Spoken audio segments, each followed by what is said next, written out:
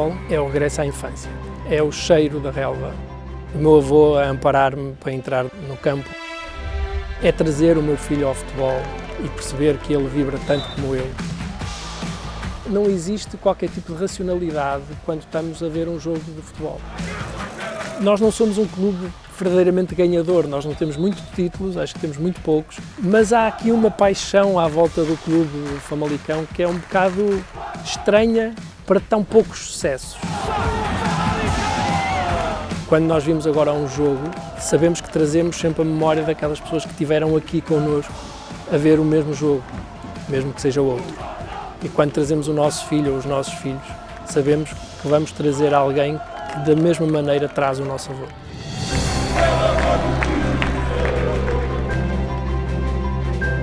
Boa tarde, sejam bem-vindos à Praça da Fundação, que hoje se vai transformar numa espécie de relevado virtual, porque vamos falar sobre futebol, paixão do futebol, a história de um clube. E o pretexto é o livro Campo dos Barcos, de Jorge Reis Sá, que é escritor e editor, e é um dos últimos livros da coleção de retratos da Fundação Francisco Manuel dos Santos. O escritor espanhol, Javier Marías, que é citado no livro, tem esta frase muito bonita: o futebol é a recuperação semanal da infância. E neste livro, de facto, Jorge Reis Sá é miúdo e graúdo, filho e neto, pai e irmão. Aviso que são 120 páginas para ler de cascola ao pescoço, de preferência vestido de azul e branco, para contar a história de um clube. Juntam-se a nós à conversa o também escritor, jornalista e editor Francisco José Viegas e Vasco Mendonça, consultor de marketing, ambos colunistas habituais da imprensa, um do Porto e o outro do Benfica, certo? Confirmo. Pronto. Obrigada por terem vindo. Obrigado pelo convite. Começamos por si, tem que ser. Em primeiro lugar, por lhe dar os parabéns. Muito e não obrigado. É por causa do livro. É porque conseguiu 5-0 com o Moreirense. Moreirense, exatamente. Olha, é mais útil analisar porque se ganha ou porque se perde? Eu fiz essa pergunta no livro na entrevista ao João Pedro Sousa. E o João Pedro Sousa, pelo que eu percebia, analisa mais quando se ganha do que quando se perde. Porque ele quer perceber porque é que ganhou e se ganhou certo ou ganhou errado. Tem um bocado a ver também com aquela coisa de ganhar a jogar bem ou ganhar a jogar mal. Uhum. Portanto, eu direi que às vezes é muito importante saber quando se ganha. E ainda há pouco se percebeu também com a derrota do Sporting, do Moreirense, com o Manchester City de Famalicão, que também ficou 5-0, por isso é que estou a fazer a comparação, em que o Guardiola também... Não resiste a puxar. Não, quer dizer, eu achei normal, não é? O Famalicão ganhou 5-0 ao Moreirense, o Manchester ganhou 5-0 ao Sporting, não é? O Famalicão ganhou ao Moreirense e o Sporting perdeu com o Manchester, acho que está certo a comparação. Mas isto para dizer que o Guardiola estava muito preocupado como é que ganhou, não é? Mais até do que acho eu, do que o Rubem Amorim, de como é que perdeu. Isso não deixa de ter a sua piada. Olha, e agora para os três, pode ser? Vê-se um jogo pelo futebol, arte, ou pela ideia de facto da pertença a um clube, a uma cor? Ou, por outras palavras, quem tem um clube tem tudo. O Francisco, por exemplo, disse em tempos numa entrevista que o futebol é uma atividade guerreira, de tribo, e é também uma arte. Portanto, vê-se como? Pode começar, Francisco, se quiser. Eu vejo-me como Como é que vê futebol? adepto do Futebol Clube do Porto. Lamento imenso. Quer dizer, de vez em quando gosto de ver um jogo de futebol também. De vez em quando gosto de ver um bom jogo e tal, e então lá estou a ver sei lá, já ia dizer o Porto, não, mas é diferente. Eu acho que, aliás, tem muito a ver com este livro.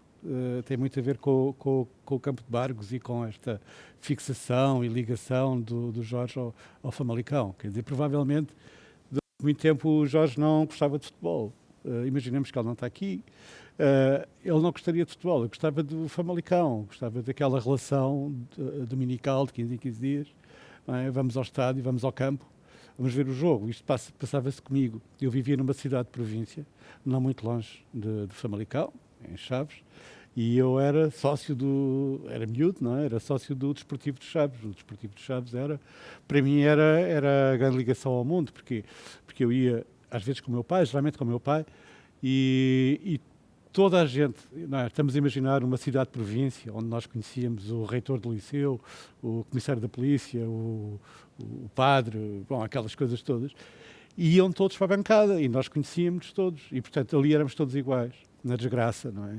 Até passarmos para a segunda divisão e depois para a primária. Mas éramos da terceira divisão, o campo era pelado, conhecíamos os jogadores. Eu lembro, o meu professor de trabalhos manuais era a defesa central, era o número 3, Lisboa. Tinha um quarteto maravilhoso, Rocha, Malano, bom, era Lisboa e Setas, eram maravilhosos. Mas ainda me lembro, em 69, 70 jogou Matateu, imagina, Matateu jogou nos Chaves nessa altura. E lá está, estas coisas, não é? Só se lembram quando temos um campo pelado, temos uma relação com as pessoas todas, quando o nosso ódio de estimação, não é permitido, não é? Quer dizer, nós éramos de Chaves e odiávamos naturalmente, com muita paixão e amor, o Vila Real, não é? Ainda me lembro de uma vez, foi uma das raras vezes em que o Vila Real ganhou a taça da Associação de Futebol de Trás-os-Montes, e teve o azar de ganhar a taça em Chaves. Obviamente cometeram um erro fatal. Foram passear com a taça à volta do estádio. A taça não foi para Vila Real, ficou em Chaves. Portanto, quer dizer, temos uma relação muito...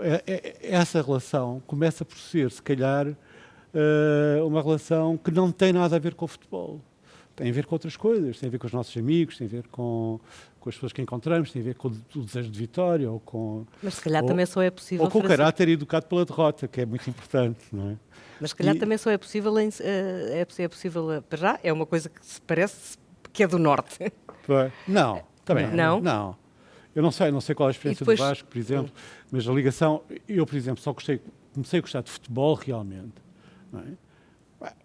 Na adolescência, quando já percebia o que era uma jogada, quando já percebia o sentido do jogo, o que é que significava jogar bem futebol, o que é que significava ser um grande jogador.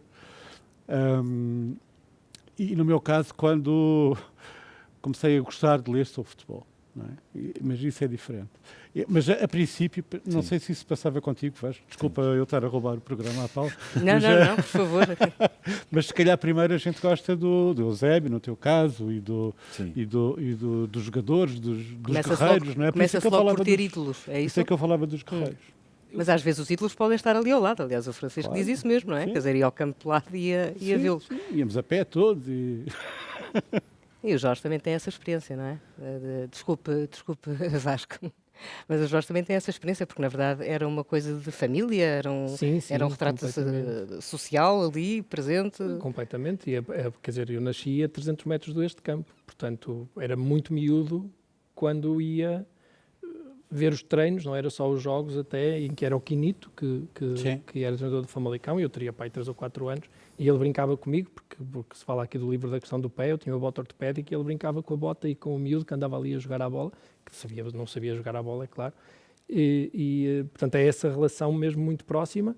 E depois, quando era adolescente, havia o que eu também sei que é o Tanto, o Lula, o Ben-Hur e aquelas pessoas que andavam lá e que eram os nossos ídolos. Mas isso é aquilo, Jorge, isso é aquela coisa, há pessoas, não é, que são depois arrastadas para bons clubes, o teu caso, o meu caso. Claro. Depois há o Vasco. Sim, mas pronto, ninguém é perfeito, não é? O Vasco tem outras qualidades, mas é Benfica. Então, Vasco, e o Vasco também ia em pequenino? Não, por acaso o meu pai, isto é engraçado, cada um tem a sua trajetória até ao estádio. O meu pai não me levava muitas vezes ao futebol, era um consumidor voraz de futebol na televisão, num tempo em que não se tinha que pagar 4 mensalidades para ter futebol na televisão, e eu acompanhava nisso, e acompanhei desde os 6, 7 anos, e a minha relação, naturalmente, com o desporto constrói-se por via desse sentimento de pertença, como há pouco perguntava, e é hoje... é muito mais consubstanciado em função desse sentimento de pertença. Não tanto, como no caso do Jorge, e de forma tão bem narrada aqui no livro, não tanto com essa ligação a tudo, ou seja, a ligação ao Benfica é uma ligação com mais abstrações, ou mais formada por via dos círculos sociais que cada um tem, construídos em função do futebol. Agora, eu não tenho proximidade nenhuma dos jogadores, não tive. Hoje em dia, se calhar, já houve um ou outro com quem me cruzei, mas continuo a ser um observador, sou um outsider completo relativamente ao jogo jogado. Nunca tive a sorte e o privilégio de ir num autocarro que essa é uma história. Se eu tivesse tido a oportunidade, se o futebol já marcou como marcou até hoje, se eu tivesse tido a possibilidade de entrar num autocarro do Benfica no final dos anos 80, quando eu começo a prestar atenção ao futebol, bem, eu transportaria essa história comigo e já a teria contado umas 100 vezes seguramente até hoje. Portanto, há esse lado, sem dúvida nenhuma, e eu construí por via dos amigos, da família, de muito consumo de conteúdo associado ao futebol. Lembro-me do Domingo Desportivo, lembro-me das entrevistas aos presidentes. Estas coisas hoje em dia são muito mais corriqueiras, mas na altura eram verdadeiros acontecimentos. Se o presidente, um dos grandes, fosse à televisão dar uma entrevista, hoje em dia continua a ser importante, não digo que não, mas era um fenómeno de outra natureza, porque não havia mais nenhuma dispersão por ecrãs nem por nada. Se um presidente fosse dar uma entrevista à televisão, naquela altura eu sabia que a minha atenção estaria totalmente concentrada nisso. Portanto, nesse sentido, a relação foi-se formando muito por via destas diferentes manifestações de conteúdo e depois, à medida que fui convivendo com cada vez mais pessoas por via do futebol, as relações de amizade e as histórias que se constroem a ver os jogos e tudo mais. Mas gosto muito, curiosamente, e é engraçado que o livro do Jorge fala numa das equipas que é representativa do outro lado, que é não tanto da pertença clubística, mas o lado, se calhar, um pouco mais analítico, mas que na verdade tem a ver com prazer, que é o de gostar de ver uma equipa a jogar à bola. E há aqui uma equipa a quem o Jorge recorre variedíssimas vezes, que é óbvio, que é o Famalicão de João Pedro Sousa, que é um exemplo de uma equipa que eu vi variedíssimas vezes jogar. Nunca sabia muito bem se ia acabar 3-igual ou 5-4 ou uma coisa assim deste tipo, que era uma equipa, enfim, não sei se o próprio João Pedro Sousa classificaria exatamente nestes termos, mas eu via aquilo como uma versão muito holandesa do entendimento do jogo, que é o objetivo do jogo é ter mais golos do que o adversário, não interessa se são 5-4, se é 3-2, o que seja. E vi muitas vezes uma equipa como esta, pura e simplesmente porque eram 9 da noite, era o único jogo que estava a dar e eu tinha a certeza que ia haver bom futebol a ser praticado. E faço isso... Esses jogos, felizmente, correram quase sempre bem ao Benfica. Mas nesses momentos, o prazer de ver uma equipa a jogar bom futebol não se compara minimamente ao de torcer pelo nosso clube. Mas há grande prazer retirado de ver uma equipa a jogar bom futebol. E eu acho que este livro consegue fazer várias alusões muito felizes a esse lado também, de entendimento do jogo. Muito bem, Jorge. Um defesa brasileiro, também treinador, Abel Braga, que diz-lhe isto. O futebol tornou-se muito mais profissional do que era. E isso faz com que se tenha perdido o que era mais puro e mais bonito, que era a paixão. Ora, mas todo este seu livro é sobre memória e sobre paixão. Sim. O que é que aprendeu enquanto escrevia o seu Campo dos Parcos? Ele diz isso, entroncando aqui um bocadinho na história do Vasco. Eu conto isso aqui no livro, eu mandei-lhe um WhatsApp ao Abel Braga, que, parênteses, já é uma coisa para mim estranhíssima, que é eu poder falar com o Abel Braga. Porque nós temos, quer dizer, um treinador ou um jogador é uma coisa, são outra coisa. Há um grupo, eu também falo disso aqui, da Liga Record, onde estão 40 manfios lá de Famalicão, mas estão 2 jogadores de Famalicão, ou ex-jogadores, o Miguel Sena e o Daniel Marques. Eles dizem muitas asneiras lá no grupo, mas são os 2 jogadores de Famalicão, portanto, mesmo as asneiras são diferentes, são de outro nível, porque eles eram jogadores. E o Abel Braga, eu contactei-o por causa dessa história de ir no autocarro com ele. E ele é que deixou, não é? Que um miúdo, na altura de 12 ou 13 anos, fosse no autocarro com ele. E veio a mensagem de voz, a mensagem dele, a dizer isso, a dizer que tinha pena que o futebol já não permita que o miúdo vá no autocarro e a dizer da felicidade que foi para ele saber que fez esse miúdo feliz. No caso era eu, mas não precisava de ser, era o miúdo. E a dizer que nem que sequer compreende porque é que agora já não deixam, quer dizer, porque é que...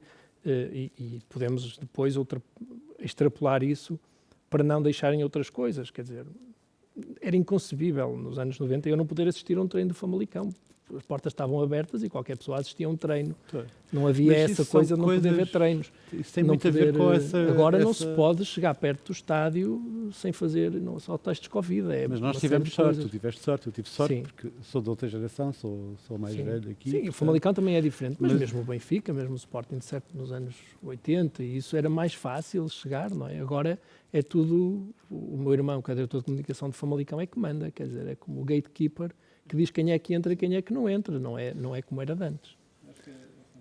Há uma profissionalização, mas É. eu não. Mas voltando à questão inicial, eu não acho que a paixão se tenha perdido. Aliás, esta expressão recuperação semanal da infância diz-nos precisamente que há uma recorrência inevitável na relação que temos com o futebol. O que há é a maneira como o futebol se interseta com as nossas vidas, a vida de cada Sim, um que é de nós. diferente, é isso, sim, sim, sim. A minha disponibilidade mental para me enfurecer com um jogo de futebol, hoje em dia, se tiver os meus filhos de 7 e 5 anos na sala ao mesmo tempo que assisto ao jogo, não é objetivamente a mesma que eu teria se todo eu estivesse a investir apenas na visualização de um jogo. Porque se calhar há um jantar para servir. Há aqui várias coisas que eu acho que têm a ver com a trajetória individual do adepto. Agora, independentemente dessa profissionalização, não há nada que me prive de viver apaixonadamente determinados acontecimentos esportivos na vida do meu clube. Se o Benfica estiver prestes a ser campeão, ou se o Benfica estiver numa série de vitórias, ou se o Benfica estiver numa série de empates e derrotas, mais não seja para me enfurecer também, a verdade é que a pessoa tende a viver apaixonadamente. Portanto, eu acho que a relação de paixão é muito convocada resulta, primeiro de tudo, a disponibilidade que cada pessoa tem para viver o jogo, à medida que a sua vida vai evoluindo, e depois resulta das circunstâncias específicas, do momento em que cada equipa se encontra. E vem muito mais dessa circunstância, parece-me a mim, e não se perde e aí é verdade, não se perde necessariamente pela profissionalização do jogo e da modalidade. Essa profissionalização, quer dizer, é um pouco inevitável. Todas as atividades profissionais tendem a procurar ganhos incrementais e de eficiência na realização das suas atividades, para benefício económico, enfim, essencialmente para benefício económico, quer dizer, para mais coisas, para sucesso esportivo também, mas o benefício económico está muitas vezes à frente, às vezes até do sucesso esportivo, em algumas circunstâncias. Mas essa profissionalização não nos impede, na verdade eu acho que não nos impede de nos enraivecermos com o jogo, de enraivecermos no bom sentido, às vezes no mau também, pronto, podemos falar também um bocadinho sobre esse lado. Francisco também não. Continua a ver com a eu mesma paixão. continuo. Eu vou dizer, eu só conheço uma pessoa que gosta realmente de futebol, chama-se Rui Miguel Tovar. Eu vou explicar um bocado. O Rui já é filho do grande Rui Tovar. E o Rui Miguel é daquelas pessoas que uma pessoa pergunta-lhe: Rui, diz-me lá, qual foi o melhor jogo que tu viste no ano passado? Uma pessoa espera, sei lá, Bayern, aquela coisa, Bayern, Real Madrid, foi fantástico. E ele diz, de repente, eu vi um Cova da Piedade de Carcavelos que foi absolutamente fantástico.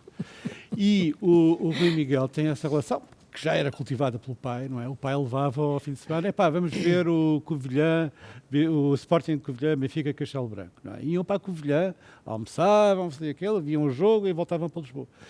E, portanto, o Rui Miguel é aquela pessoa que, independentemente da sua paixão clubística, não é? Ele tem um clube, não convém dizer, porque, pronto, ele mantém este mito, embora toda a gente saiba que ele é do... Mas o Rui Miguel vai ver estes jogos, ele vai para, por exemplo, o livro dele, que ganhou, aliás, um prémio de viagem, não é? Um prémio de literatura de viagens, é um livro em que ele vai ver jogos estapafúrdios, não é? Vai ver jogos às Maldivas. O que é que uma pessoa vai fazer para as Maldivas? Vai ver futebol. Não. Futebol. Não é? Claro, para a praia? exato. Não. Para a praia, que horror. Não, mas vai para as Maldivas para ver futebol. E o Rui Miguel é um gênio, quer dizer, eu adoro o Rui Miguel por isso. Agora, no meu caso, eu gosto de ver todos os jogos do Porto, confesso. E há clubes que só vejo enquanto estão a perder ou empatados. depois, quando marcam, eu digo, pá, este jogo perdeu completamente o interesse. Não é? E acabou. Agora, essa dimensão da paixão que nós associamos ao futebol é verdadeira, mas às vezes é uma obsessão doentia, não é? E às vezes é uma coisa desagradável. E a nós faz-nos bem, não é? Faz-nos bem, porque essas coisas que nós dizemos que é uma obsessão doentia e desagradável, faz-nos bem. Também precisamos disso. E esse regresso à infância é um bocadinho isso, não é? Por exemplo, vamos lá ver. O Vasco disse uma coisa que eu digo desde há muitos anos, obrigado Vasco, que é aquela coisa, nós íamos ver os Chaves e não sabíamos qual era o resultado, quer dizer, nós hoje calculamos que, sei lá, Benfica, Belenenses, epá, está na cara que o Benfica aí vai ganhar o jogo. Epá, agora Chaves, Riopel, não é? Como era na terceira divisão naquela altura, Chaves, Limianos, Rezende, não é? Mirandela, Bragança, Não epá, sabia. Arcos de Valdevez, nós não sabíamos. Sporting Clube, Régua Sport Clube, não sabíamos. Mas é engraçado. Era a indeterminação absoluta. E este grau de indeterminação absoluta era aquilo que de facto nos fazia ser realmente apaixonados pelos Chaves, como eu era, não é? Ou, por exemplo, há um livro, o livro do Nick Hornby, que é sobre a paixão dele sobre o Arsenal, não é? Quer dizer, na realidade o Arsenal estava tão mal que ele nunca sabia como é que os jogos Isso é uma coisa engraçada, decorriam. como o futebol também pode ser, mais no nosso caso do que certo no Vasco, por defeito, porque ele ganhava mais vezes do que o Chaves do Famalicão, porque nós íamos ver a perder, não é? Nós íamos ver a perder. Sim, eu falo disso aqui, que é aquela coisa de, eu ia com o meu avô, e agora que penso, eu lembro-me muito das vitórias, mas eu ia ver o Zé Rachão, que era o treinador, a levar 2-0 do Marco, quer dizer, nos Bargos, não é? Porque nós éramos fracos, nós estávamos na segunda divisão, nos anos 80, aquilo era fraco, e o Famalicão não é uma história de grandes Eu lembro que a minha vida vitórias. mudou por causa do Pavão, não é? Quer dizer, porque Que havia o quê, Francisco? por causa do Pavão, do grande Pavão, porque eu vivia em Chaves, o Pavão era de Chaves, não é? E o meu pai era do Sporting. Eu estava quase condenado a ser sportinguista e no último momento foi salvo, porque havia um jogador do Porto que era o Pavão, não é? E que eu me habituei a gostar. Ainda por cima tive aquela infelicidade em dezembro de 73. Portanto, a minha infelicidade já vem de longe, não é? Quer dizer, em dezembro de 63 morre o Pavão. Os pais do Pavão eram nossos vizinhos, não é? E eu vivi aquilo para mim foi um drama, não é? Foi um drama e foi quando ele disse, não, eu sou do Porto, eu sou desta gente que morre em campo, não é? E para mim aquilo bateu muito, muito fundo, não é? Eu era miúdo e na altura o Porto fez uma campanha para uma subscrição pública, foi a primeira coisa, para comprar o Cubilhas, o grande Teófilo Cubilhas, não é? O peruano voador, e eu, que era super miúdo, não é? Contribuí com 20 escudos. Portanto, há 20 escudos de Cubilhas, atenção, não é? Que eram meus. Há uma notinha de Santo António, se ainda se lembram do escudo, que fui eu que dei. Eu acho que isto estava hoje, não é? A gente chama de Operação Coração, aquelas coisas e tal. Não, nós estávamos ali na rua a pedir 20 escudos para podermos comprar um peruano que estava a jogar já na Suíça e que vinha para cá e que vinha salvar o Porto. E pronto, veio dar aquela... E esta sensação de pertencer, mas ao mesmo tempo construir e tal, hoje já nós não temos. O Vasco dizia há bocadinho uma coisa com graça, que é, por exemplo, fala um presidente, não é? Na televisão. Sei lá, o presidente. O presidente é uma coisa recente, não é? Presidente, sei lá, o Pinto Costa e o... Nós podemos dizer Pinto Costa, tu tens que dizer vários presidentes, não é? Não é? Quer dizer, está a falar o Sr. João Santos na televisão, e uma pessoa para. Não é? Quer dizer, naquela altura em que... Não, está a dar o jogo tal na televisão. E parávamos, não é? Porque os jogadores, coitados, também falavam muito pouco e mal. Mas, portanto, tem a ver muito com gerações, não é? E nós estamos aqui 3 gerações diferentes, apesar de tudo. E com relacionamentos diferentes, porque depende de quê? Depende da proximidade, não é? O Jorge, aliás, nestas histórias maravilhosas que ele conta, que algumas fazem rir, são maravilhosas, não é? Mora a 200 metros, 300 metros do campo. Não é? Eu morava também a pouco a pouco mais do estádio do Chaves. Do Vasco tinha esta relação de proximidade com o Benfica. E eu acho isso maravilhoso. O Roberto Bolanho, que independentemente de ser um grande ficcionista, um grande romancista, é um poeta maravilhoso, tem uns poemas fantásticos sobre o Chile no Campeonato do Mundo, não é? Quer dizer, tem da sua infância. E há uma coisa que ele diz, não é? Que naquela altura ninguém falava do Chile, não é? E ele fala, a certa altura, aqueles jogadores fazem parte dos poemas dele, ele fala deste e daquele, não é? E ele dizia, esta gente resgatou-nos, não é? E o futebol e estes heróis do futebol, não é? Têm esta virtude, resgatam-nos. Não é? E por isso, quando eu dizia, eu vejo futebol como um guerreiro, sim, vejo futebol porque sou guerreiro como eles, que nos resgatam do silêncio. Não é? Isso é que é aquilo essa dimensão da tribo. Jorge, e porquê que é esta coisa obsessiva de querer mudar o nome do estádio? Porquê é que não gosta do estádio municipal, que ainda para mais são 22? Portanto, é 11, mais 11... Não, mas o 22 de junho é horrível porque tem a ver com uma página negra no Famalicão que desceu à terceira e depois subiu e depois administrativamente, eu nem quero entrar por aí, nem interessa. Não, é uma página negra do Famalicão, é uma página negra de quem estava a dirigir o Famalicão. Não, porque o campo inicialmente chamava-se dos Bargos, portanto, chamava-se assim em 53. E depois nós achamos que temos que crescer e chamar estádio e catedral às coisas. E mudamos o nome. Estádios todos têm. Mas o estádio municipal e depois era o 22 de junho e não sei o quê. E eu acho que ficava uma coisa bonita e eu estou a tentar convencer. É difícil convencer o dono do Famalicão agora, que é um israelita, que tem delegado cá um rapaz que é o Amit, que é meio indiano e fala inglês, a diferença entre estádio e campo. Mas eu estou a tentar ver se consigo fazer-lhe explicar que é melhor ter um campo do que ter um estádio. Mas não é fácil passar isto para uma língua estrangeira. Não, inclusive, mas lá chegarei.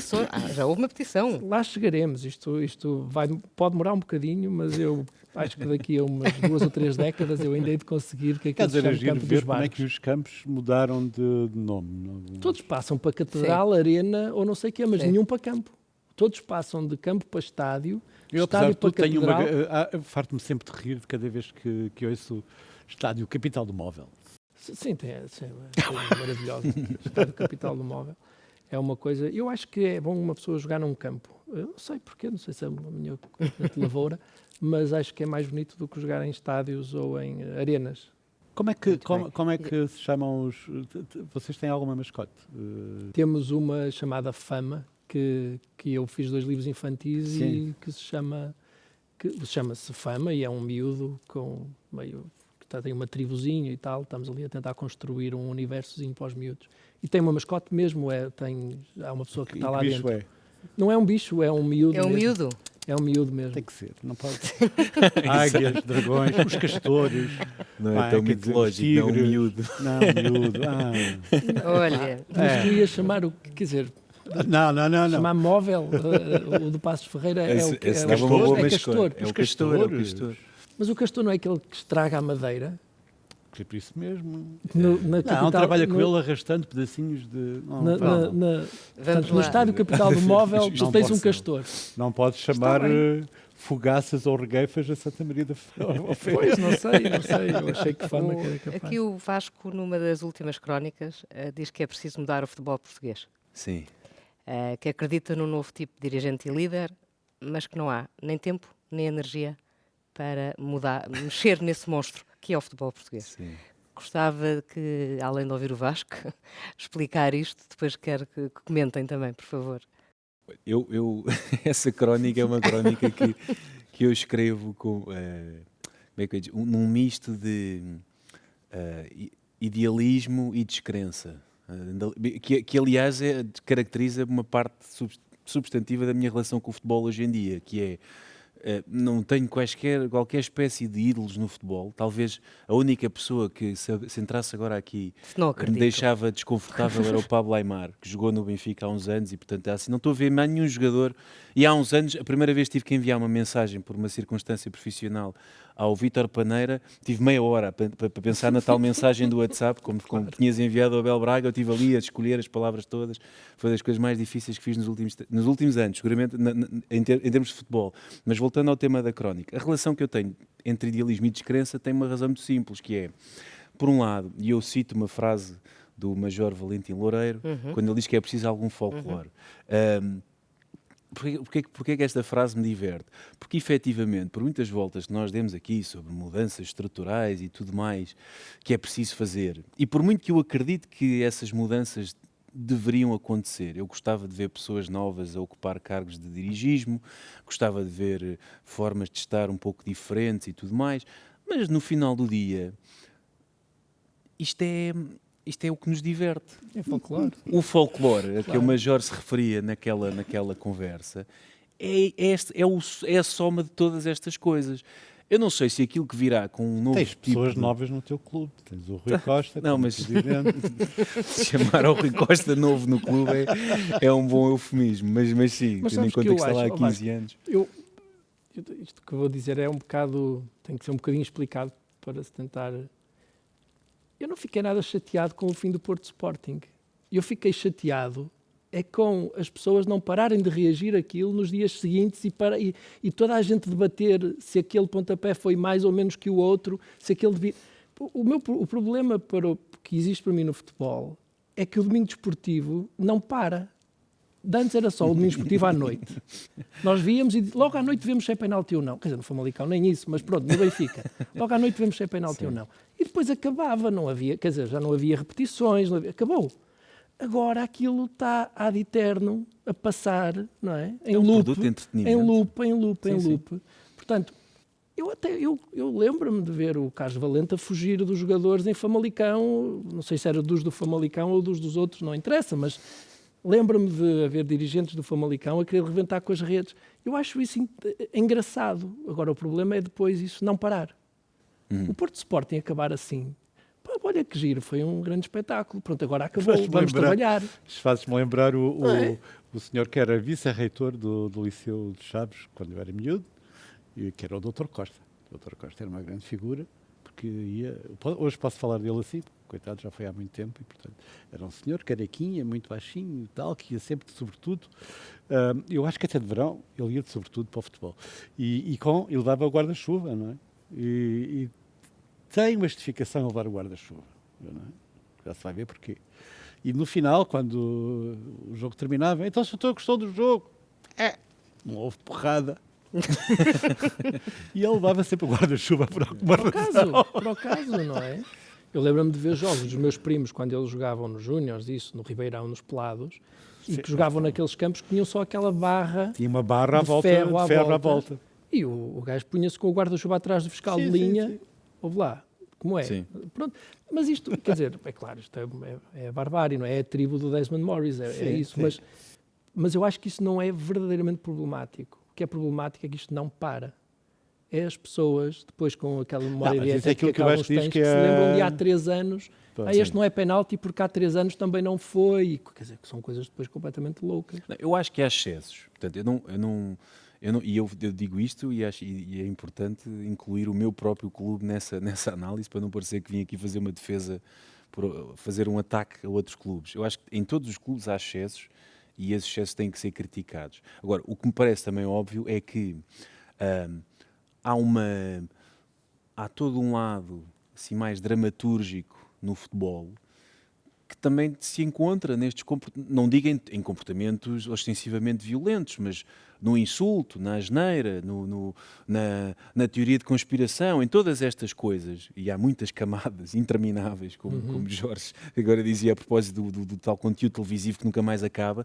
Depois há camadas intermináveis e narrativas e subnarrativas que alimentam tudo isto. No final de contas, o que nós encontramos, e isso não é encontrado hoje em dia no futebol, isso é assim desde sempre, encontramos a manha, encontramos o esquema, encontramos muitas pequenas coisas que acreditamos nós, nos aproximam da vitória. E o que acontece com a cultura desportiva e com alguma cristalização dessa cultura desportiva é que, e eu digo isso também nessa crónica, é que se os adeptos de uma determinada equipa se convencerem que a sua conduta e a sua atitude e o seu discurso relativamente aos adversários ou a si mesmos os aproxima de uma vitória, que mudança estrutural na cultura desportiva é que nós, como um todo, poderemos promover, que diz a esses adeptos, vocês agora vão ter que se comportar de uma forma que, no vosso entender, vos vai aproximar da derrota. É um bocado difícil convencer todos os adeptos e de que essas mudanças serão benéficas para todos em simultâneo. Aí falamos de uma mudança muito mais profunda, cultural, talvez, educacional até, que Mas por isso é eventualmente que irá precisávamos acontecer. das pessoas mais novas? Eu, por acaso, eu já tive uma visão mais esperançosa dessas pessoas mais novas. Não acho que o segredo ou a virtude esteja necessariamente em pessoas mais novas. Acho que está num grau, acho que está em tentar trazer pessoas com um grau de civilidade e às vezes se calhar com mais mundo para dentro do futebol. E eu acho que nem sempre encontramos essas pessoas no futebol. Mas se a pergunta for se quer que o futebol seja só isso, o futebol não é. Vamos lá ver, o futebol não é eu estar aqui com lirismos sobre o que eu entendo que é o futebol. O futebol é a soma de tudo o que toda a gente entende que o futebol deve ser, incluindo o senhor do guarda-chuva que queria porrada. Se ele vai para o estádio com essa motivação, bem, naturalmente que depois, se fizer alguma coisa com o guarda-chuva, os agentes da autoridade poderão tomar conta da ocorrência e tratar disso. Agora, eu não posso impedir que alguém vá para o estádio com motivações muitíssimo diferentes das minhas. Obviamente este caso do guarda-chuva é um caso limite porque parece indiciar que vai haver violência física, mas não. Há pessoas que estão sentadas ao meu lado no estádio e que fazem do insulto ao árbitro a sua modalidade favorita, na verdade. Mais do que futebol, elas querem insultar o árbitro. Quem sou eu para lhe dizer que elas não podem insultar o árbitro ou que no futebol não cabem insultos ao árbitro? Cabe rigorosamente tudo o que nós estamos aqui a descrever. Também depende de que árbitro é que estamos a falar, não é? Não, há uns... Este caso, esta semana soubemos mais alguns dados de um dos árbitros deste país. Certo. Olha, por acaso podemos falar sobre isso também. Podemos. Não sei se é um Não, tema... vamos estragar o livro. Vamos lá ver. Esse é um tema muito... Enfim, é um tema um bocadinho delicado. Eu tenho uma relação de muito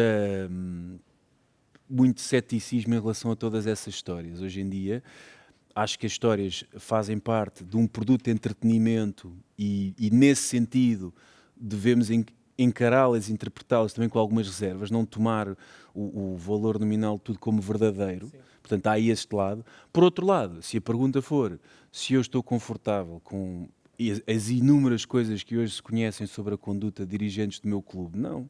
Por alguma razão eu me desunhei há 1 ano e meio atrás para apoiar um candidato à presidência que representava, na minha opinião, a antítese de tudo o que algumas destas pessoas que lá estão representam. E, portanto, o meu idealismo vai continuar a ser consequente de alguma maneira. Vamos ver como. Ainda há pouco estava a falar de excesso. Há um excesso de cobertura dos 3 grandes. Por exemplo, o Guilherme, o filho do Jorge, diz que não liga nenhuma aos grandes. Não, mas foi preciso 3 gerações. Portanto, foi preciso... O meu avô era do Sporting e do Famalicão, o meu pai era do Porto e do Famalicão. Eu, quando era miúdo, gostava primeiro do Benfica, depois gostei do Sporting, até perceber que estava em metamorfose pura para ser verdadeiramente do Famalicão. E ele é só do Famalicão, mas demorou 4 gerações. Portanto, só à 4ª geração é que ele fica a ser só do Famalicão. Não, quer dizer, nós vivemos num campeonato completamente terceiro-mundista. Não há nenhum exemplo na Europa de um campeonato em que 98,5% dos campeonatos foram ganhos por 3 clubes. Isso não existe, não é? Portanto, e isso é uma coisa interessante, porque permite que nós tenhamos, sim, enquanto país, também uma... No Sul? Sim, Itália, Espanha, Portugal. Não, eu já fiz a conta, a diferença é abissal. Mas apesar de tudo há mais... Não, Real Sociedade, Valência, Atlético Madrid, tu fazes um alencar... Não, agora nos últimos tempos sim, mas eu estou a dizer na história, em 70 anos tens 3 clubes. Não que há é uma enorme competitividade nesses campeonatos que acaba que aqui não existe e que tem a ver com, embora haja essa pertença, que é tu que estás em Chaves e o outro está em Valência, um é do Porto e o outro é do Sporting, e então estamos todos a lutar, no fundo, pelos 3 grandes de alguma maneira, e isto acaba por unir de alguma forma o país, unir e desunir. não permite que haja o bairrismo, não permite que as pessoas tenham uma relação por exemplo, próxima como a Inglaterra, com o seu não é? A Inglaterra vê as pessoas que são dos clubes mais são estranhíssimos. clubes mais estranhíssimos e são mas só são desse realmente, clube. não é? Quer dizer, Portanto, o eu acho Julian que isso é um Barnes tinha problema. aquela paixão. Ninguém imaginava, só quando o Leicester ganhou de repente o campeonato e aparece o Julian Barnes em todo lado, e eu que era editor do Julian Barnes, não é? De repente começa a ver artigos de Julian Barnes. Mas eu acho que isso, aos poucos, isso está a cheguei mudar. a propor-lhe, vamos publicar um artigo, um livro seu só com os artigos, só com os artigos que escreveu Mas eu acho sobre o que Leicester. aos poucos isso está a mudar. Eu acho que já não é absurdo alguém ser só do Famalicão ou alguém ser gostar só do Tondela. Não, mas depois a cobertura na imprensa não muda assim tanto, não é? Na verdade basta ver as primeiras páginas que são plasmadas. Eu lembro-me, eu não sei se falo disso aqui por acaso, acho que não, que é quando o Famalicão esteve em primeiro, nestas primeiras jornadas desta temporada que aqui é falada, e eu falo, o Famalicão está em primeiro e ganha, e fala-se que o Benfica em grande tem uma coisinha pequenina, e diz que o Benfica empatou, uma coisa assim, quer dizer, em grande... Porque não... Mas isso tem a ver com questões económicas. Não, mas depois, estás a falar dos jornais. Dos jornais, sim, dos jornais. É muito difícil. Os jornais têm uma regra. Os jornais têm que trazer vermelho na primeira página. Tem que trazer Benfica. Até o lado de cima do norte. norte. Não, é porque... quer dizer, até o jogo, não. Esse aí tem que trazer azul sempre. Os jornais têm que pertencer a uma tribo também, os jornais desportivos. Não é? Quer dizer, não tem nada a ver com o jornalismo. Tem uma componente não tem económica. Nada a ver. Uma componente económica, mas eu acho que isto é uma coisa que... Eu fui diretor de um jornal desportivo. Eu lembro-me estar a fechar. Fui diretor da Gazeta, como sabes. E estávamos a fechar o jornal, não é? Naqueles primeiros tempos, em que eu estava a fechar o jornal, e tal, pomos aqui a foto, este tipo, e de repente aparecia-me o diretor de fotografia. Tem que pôr o Benfica aí. E eu disse, mas hoje não há nada, só não vendemos. E era verdade. E, portanto, quer dizer, era uma regra. Mas é uma pesquisa. As razões económicas, Vasco estava a falar. É uma pesquisa. Depois isso. Não, mas isto que eu estou a dizer não é dizer não é nem é sócia do Benfica, é o Benfica, é o Sporting, é o Porto. Eu acho que é preciso... Eu terei a minha visão clubística da coisa, que é de que, naturalmente, tudo o que acontece no meu clube se reveste de uma importância que, nacional. Que é nacional e que, portanto, não pode ser global. Se eu tiver que fazer uma avaliação fria e objetiva, essa avaliação ainda assim favorece o meu clube, por uma razão, favorece, depende da perspectiva, mas favorece na medida em que a cobertura dada ao Benfica será sempre um produto televisivo ou jornalístico com uma audiência potencialmente maior do que a cobertura num mercado tão pequeno como o português. Portanto, a cobertura que é dada ao Benfica será sempre... tem uma probabilidade de sucesso em tiragem, em audiências superior... Mas é preciso lutar mesmo, mas aos poucos. Isto tem que ser uma coisa feita aos poucos. Eu acho que vai demorar muito tempo. São quase as coisas... Gerações. É capaz, mas eu acho que o Braga vai ganhar um campeonato um dia. E ganhar um campeonato e pode não ganhar e depois ganhar já outro ganhou um campeonato um dia, não aconteceu nada. Não, mas eu não estou a dizer quis concluir. Não é um só, é e depois ser que está lá em cima acho e ficar e conseguir... nas condições atuais. E acho que há uma oportunidade. Acho que isto é muito perverso, isso, que é das receitas televisivas. E é a única oportunidade que eu vejo disso algum dia mudar. Se não se aproveitar acabou. Nunca mais vai mudar.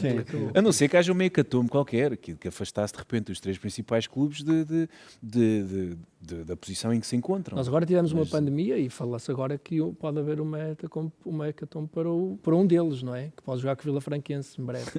Mas eu também acredito. Nós não somos a Itália, que era tudo por eu já disse meio a brincar, meio a sério, a possibilidade de uma época inteira do Benfica na segunda divisão, por um lado assusta, não é?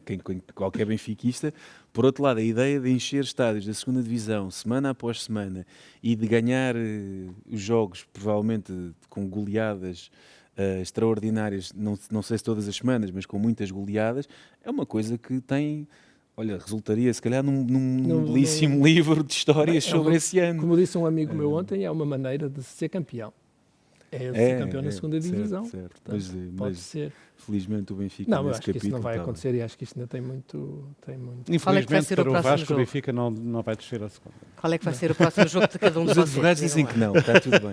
O próximo jogo? O próximo jogo, o que é que vocês vão ver? Mas na televisão ou ao vivo? Ao vivo. Ao vivo... Bem, eu estou a tentar conseguir é um bocado absurdo isto. Eu estou a tentar conseguir marcar o lançamento deste livro para 5 de março em Famalicão, para poder levar o miúdo a Guimarães para ver o Vitória com o Famalicão.